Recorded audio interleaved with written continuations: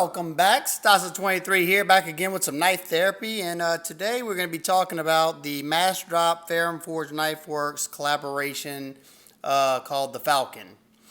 And this knife was produced by We Knives, and I think they've done 3 runs, I could be wrong, of this knife so far. So it definitely was a popular one for them if they've done that many runs. I'm not sure exactly how many they've done thus far, but this one right here has the serial number of 0392, and this was in the first batch. This knife costs right at $125, and let's talk about what you get for that money. You get this nice, attractive satin finish on this S35 VN blade steel. There you go. You got your MassDrop logo here. You got your Ferrum Forge Knife Works logo here. I like how they kept it clean on this side, and the logo is semi-ghosted on this side along with this. You got to really be looking to see this stuff. That's a nice little touch. I always love a nice wedge. It just makes a knife look more, I don't know, like they took some extra effort into it instead of just having, just a plain drop down on your drop point right there. And also, as you can see, they did chamfer the inside of this hole, which could be a good thing or a bad thing, depending on if it makes it slippery when you're trying to deploy the knife. But we'll get back to that shortly. Very nicely done finger choil. And with the size of this knife, I think that finger choil is definitely pertinent in the design. We'll talk about that shortly. You got basic hardware, 2 body screws right here. Just basic, for the price point. I don't see a problem with that. You got a bead blasted finish on the titanium scales. You got titanium show side. You got your lanyard hole right there that is integrated into the back spacer. Nicely done. Matches perfectly with the rest of the frame and the lock side. Nicely done there. The jimping on this knife, on this one, is absolutely perfect. It locks in whenever you dig your thumb in there. It does its job. It locks in really good into the thumb, grabs it. It's not uncomfortable. Now you can run your fingers on here and it's not grabbing my hands in any way. I have heard that some of them had some rather sharp jimping that might not have, gotten knocked down off of the top right here. The ergos on this knife, they're definitely suited to somebody who has, say, like a medium to small hand. I have a medium hand, so I can't really speak for, those of you who have ginormous hands. But if I'm gonna hold it in its normal grip, I get a three finger grip. This finger sits in that choil, that finger sits there, and this finger sits right here, and this one kind of sits in this back portion. Even though it's not 4-finger grip, I do still get a decent hold on the knife. I wouldn't be trying to do some really tough cutting in this position right here. Just that being it's slender in the back right here, it might twist in the hand. But coming forward on the sweet spot right here, the choil is executed perfectly. They've chamfered the edges. See if I can show you. They chamfered the edges. Nothing sharp right here on this one at all. And you can either put your finger back here and get a little bit of that jimping, or perfectly where they put this scallop right here, your thumb rests perfect. You can really get some power behind the blade with your thumb pushing pressure down right there. Everything's done nicely. They've chamfered this edge is right here. No sharp spots at all. Well done. Let's see. Anything else? You got your steel lock bar insert. And you got your nice milled titanium pocket clip, which we will get back to that shortly as well. So ergos are good here. In your hammer grip, they're okay. With your pull grip, they're not the best because that flipper tab's sitting right here in my hand, so I can, whenever using it like this, I was pulling through some boxes and I noticed that was digging into my hand. I could pull back like this, but then I don't feel like I have a great grip, not tight to where that blade would shift in my hand. Reverse grip, why you'd be using it in reverse grip with such a small knife, I don't know. I don't use reverse grip pretty much at all, but not too comfortable there just because there's not a whole lot of handle. I mean, I guess you could come up there and it's comfortable using that choil, but you know, that's whether you like that or not. So, do I think this knife's worth $125? I didn't really talk about the issues that I had with this knife. Let me also state, I totally forgot. This knife was graciously loaned to me by my good friend Tony Meader. Check him out on Instagram. I will have a link in the description box below on his Instagram account. He is one awesome human being, and now one that I can call a friend. So if you want to see the issues that this one had, go watch my disassembly video, and I talk about it there. Nothing that couldn't be fixed, but you know, if you're worried about that, and you know, you take that gamble on any knife you buy, they're not all gonna be perfect, and the first batch of these did have a few problems, or some of them did, and you know, that's expected. So let's see, if we're going to look at the value of this $125, and I have some other knives that we're going to compare to this knife that are basically in the same realm, and we're going to see, you know, if you think that, you know, this knife was worth it. First one I'm going to bring up is Kaiser Feist. They're about the same size. They're the same size and handle. This one's more of a streamlined, just straight handle and blade. You both have S35 and both have titanium frame locks. You know, the quality is, it depends. With the issues this one had, I'd say the quality was better on this one just because this one hasn't had any issues. This is the version 2 of the Feist, just to make that clear.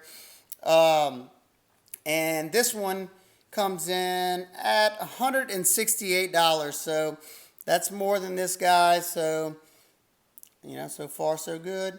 And another one that I think this knife resembles way too much, and was the main reason why I didn't pick up one of these myself, which I kind of wish I did now, but that is another knife made by WE, and that is the WE 605. And these two knives have a lot of similarities. The 605 is a little bit bigger, as you can see, both in length, both in width, and both in thickness.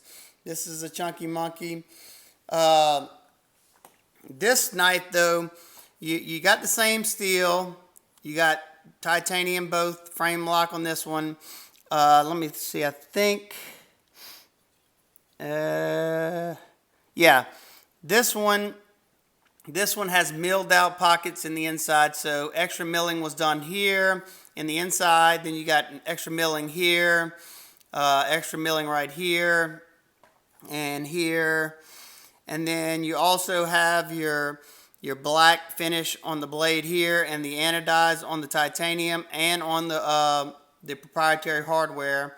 So you be the judge of whether this knife is, okay, this knife right here is running $243. So, you know, this one $125, $243. So you do the math on that. Is this one worth that much more than this one? I can't be the judge of that. The judge of that, it's going to be the eye of the beholder. Both great knives. This one has just a tad better action. Not by much. I mean, non-knife guy. Actually, you know what? After feeling that, this one probably needs a good cleaning, but the actions are about identical. And that should be the case because they're both riding on the same type pivot system, same ball bearings, same ceramic detent. One thing I did notice, the jimping is more aggressive on this guy, and you do have a bigger finger choil on the Falcon rather than on the 605 here. So if you like this knife and you just couldn't spend the $243, maybe because, say, it's a Chinese knife and you just can't bend it, spin it, but you really liked it, this is a good option right here. Let's talk about a few of the things that I didn't like, and some of them are just nitpicks, and some of them I think, First off, the issues it had before. It had an issue with the action, but Tony took it down, cleaned it, and had a little bit of gunk on the detent ball ramp. And he cleaned it off. The action is just fine now. And then the problem with the lock bar issue, not having enough tension, that's kind of ugly. Also, let's see, what else? Okay, something that I kind of feel stupid about, but Copper Dice liked this knife so much that he decided to pick himself one up. And my buddy Brian, he liked it too. We had all kinds of higher end knives. I'm just gonna tell you how popular this knife has been around the house. I got a lot of nice loaners from Tony, and we had a whole bunch of nice knives on the table, and this is the one they all picked up and loved. It is a rather addictive knife to play with. The action is really snappy on this guy. But something that Copper Dice had noticed, and I didn't have this knife out at the time, he had his out, and he goes, "Oh man, got a problem with my knife." And I was like, "Hey, what's wrong?" He's like, "It's missing a screw." So he looked over, and I was like, "Yep, what'd you do? You took it apart?" "No, I didn't take it apart." Well, after further inspection, I pulled this one out and noticed, hey, it had a missing screw too. And it's not a missing screw. What that is that's the pocket clip screw. If you turn it over here, that screw, if you would put it in this side, would be too long to go in the knife. I won't be able to show you, but it would actually hit this backspacer because it's halfway this way to where it wouldn't go beyond the backspacer. So that screw would be sticking up. In my eyes, it could have given you a filler screw, just a smaller screw that just fit in there, just so it didn't look like it was missing. But that's just a nitpick. It doesn't do anything to the functionality of the knife. What else? Okay, this could be an issue later on down the road, but I can't say for sure. But look how thin that cutout is on that pocket clip. That is extremely, extremely thin. And it has a decent amount of flex. A decent amount of tension, but it goes in and out of the pocket well because they did mill this lock bar cut on the inside, which I love that because as you see, it didn't break up the lines at all. But I would be worried that how thin that is right there. If you caught this on your seatbelt or I don't know, anything, and it pulled on there, it may bend this clip out that way, or it may just snap the clip off in general. If anybody's had any issues with this pocket clip bending, leave it down in the comment section below. I'd like to hear y'all thoughts. Me and somebody else were talking about that, and I didn't really notice it until he brought it up, and he's definitely true. Because whenever I had this thing in the pocket, I noticed that it's putting a lot of tension on here, and I don't know. I definitely see that as a weak spot in the knife. And one other thing, with the lock bar dialed in the way you need it for the knife to lock up properly, you can't use this. You can't spotty flick it. Unless you really bear down on it, but it's not comfortable to. But this knife shines in this, and using the flipper. Real quick, we'll jump in. I forgot about two really, really important things to me that they got right on here. First, they did a great job on this flipper tab. It may be a little big, but the jimping is perfect, and your knife your finger just sits right there for a light switch every time. One thing you do have to make sure, being this is a small knife, you got a small lock bar, so you do have to have a good bit of tension. I can't talk tonight. To make this knife lock up properly. If you put your finger on that lock bar whatsoever, you're gonna have a lot of trouble getting this knife out. So what I do is I put my fingers on that pocket clip and kind of put the knife in my palm right there, and I never have an issue. No issue disengaging that lock bar. It's rather comfortable. because they've chamfered both sides of the scales. You have no sharp spots here. We's known for doing a good job with their chamfering and basically all their stuff. Anything? Oh, and one thing that this knife I noticed after doing breaking down several boxes, I took this to a 2x4 and did some shaving, because I'll do that just so I can test out the ergonomics. If you're putting a lot of pressure cutting into a 2x4, you can right off the back you'll see how well the ergos are, because if there's hot spots, you're going to feel it right away, especially if you don't have gloves on, which I don't, just so I can test that. It worked great up here, and back here I did notice when I was bearing down, it did want to kind of turn a little bit in my hand, so I choked up. That's just the way it needs to be. And I noticed cutting cardboard, cutting rope, cutting a little bit of plastic, and with the 2x4, this thing is a slicing demon. So I took my calipers out, and let's see, I have them right here. Let's see, I don't know what it is behind the cutting edge, but I will guess that it's got to be close to the 20 thousandths range, or smaller behind the edge, because it is a slicing demon. Let's see if I can get this on camera. Yep, 20.5 thousandths behind the edge. That's Spyderco Delica thinness, and that puts a smile on my face, because this thing was a joy to use, absolute joy. Well, my daughter's coming in, so I'm going to wrap this video up, because my dog's going to freak out as well. Hope everybody's having an absolute wonderful day. If you like this knife, I'd say go for it. $125.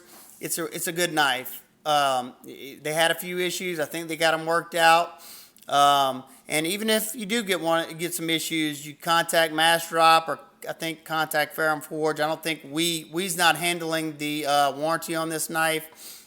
Just MassDrop or Ferrum Forge. I don't know who. If somebody does know, please let me know down in the comment section so I can steer people in the right direction if they have any issues with their knife. But as this knife stands, I like it a lot. I may try to pick one up on the secondary market later on down the road. We'll see.